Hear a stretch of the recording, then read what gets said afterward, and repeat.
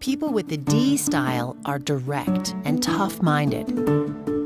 They have a strong need to shape their environment. So in conflict, they often take control, overshadowing others. Because they're assertive, they speak up about problems and stick up for themselves. And they can sometimes be forceful, justifying their side of the story when they're convinced they're right. People with the I style tend to be lively and enthusiastic. In conflict, they openly express their frustration or hurt, often needing to release what's building inside. And they assert themselves, hoping that they'll be acknowledged and heard, although sometimes this overwhelms others instead.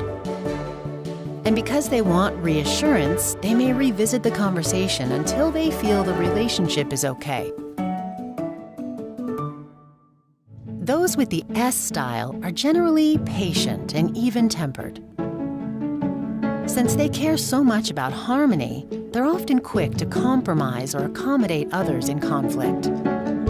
They worry about possible damage to the relationship, and so they'll look for ways to reassure the other person, hoping for the same in return. And they also want stability, so they often project calm and appear to agree on the surface, even if resentment is simmering underneath.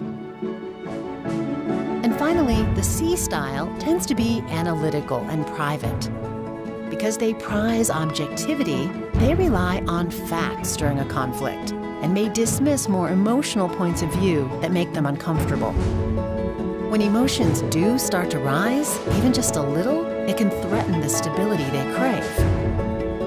And rather than provoke an outburst, they may withdraw or just stay quiet.